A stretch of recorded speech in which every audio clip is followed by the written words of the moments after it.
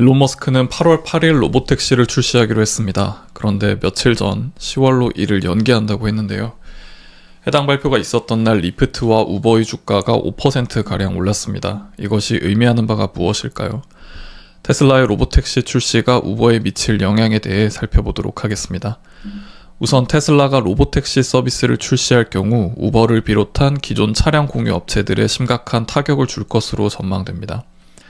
테슬라의 로보택시 전략은 크게 4가지로 요약할 수 있습니다. 첫째, X 플랫폼을 활용한 고객 확보입니다. 테슬라 CEO 일론 머스크가 인수한 X, 즉 구 트위터를 통해 수억 명의 잠재 고객에게 즉시 접근할 수 있습니다. X앱에 로보택시 호출 버튼을 추가하는 것만으로도 대규모 사용자 기반을 확보할 수 있습니다. 이는 우버가 초기에 겪었던 사용자 확보의 어려움을 단숨에 해결할 수 있는 전략입니다. 둘째, 도시별 집중 공략 전략입니다. 우버 수익의 대부분이 뉴욕, 샌프란시스코, 런던 등 6개 대도시에서 발생한다는 점에 착안해 테슬라는 이들 도시에 로보택시를 집중 투입할 계획입니다. 이를 통해 상대적으로 적은 투자를 통해 최대의 효과를 거둘 수 있을 것 같습니다. 세 번째, 자체 생산한 저비용 전기차를 활용할 수 있습니다. 테슬라는 자체 생산한 저비용 전기차를 활용해 우버보다 훨씬 낮은 운영비로 서비스를 제공할 수 있습니다. 특히 사이버 트럭을 개조한 사이버 캡이 주력 차종이 될 것으로 보입니다. 이는 테슬라에게 큰 원가 경쟁력을 제공할 것입니다. 마지막으로 AI 기반의 효율적 운영입니다. 인공지능을 활용한 수요 예측과 차량 배치로 효율성을 극대화할 수 있습니다.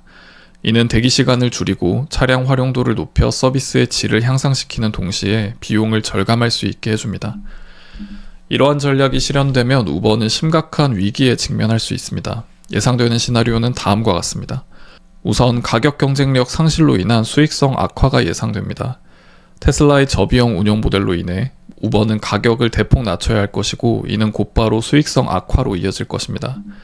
둘째, 운전자들의 이탈로 인한 서비스 품질 저하가 우려됩니다. 수익이 줄어든 우버 운전자들이 플랫폼을 떠나면서 차량 공급이 줄어들고 이는 고객 대기 시간 증가와 서비스 품질 저하로 이어질 수 있습니다. 셋째, 이로 인한 고객 이탈이 가속화될 수 있습니다. 높은 가격, 긴 대기 시간, 낮은 서비스 품질은 고객들을 테슬라의 로보택시로 이동하게 만들 수 있습니다. 마지막으로 이러한 악순환은 우버의 주가 하락으로 이어져 자금 조달에 어려움을 겪을 수도 있습니다. 이는 우버의 대응 능력을 더욱 제한할 것으로 보입니다.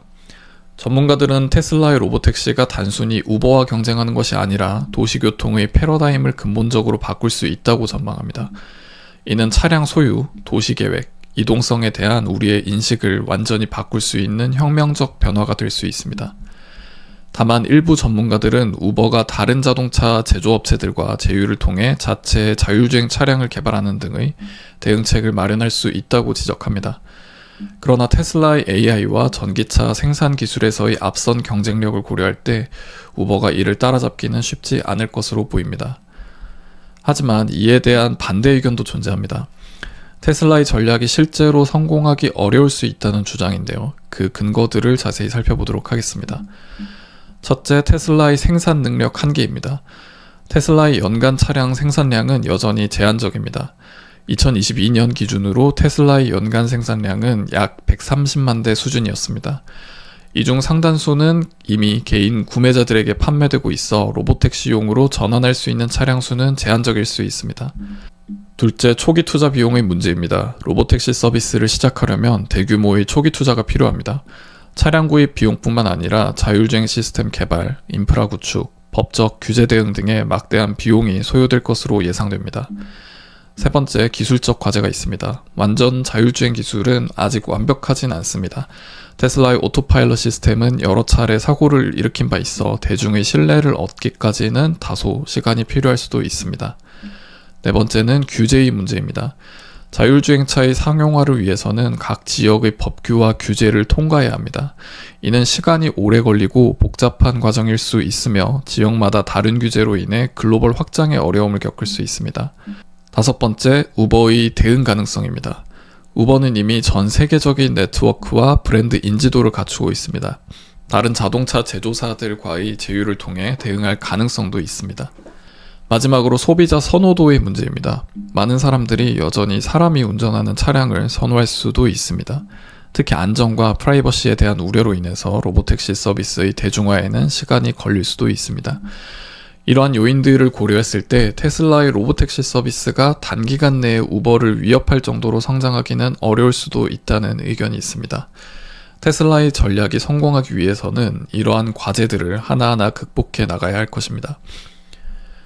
결론적으로 테슬라의 로보택시 서비스는 혁신적인 아이디어지만 실제 구현과 성공까지는 여러 가지 장애물이 존재합니다.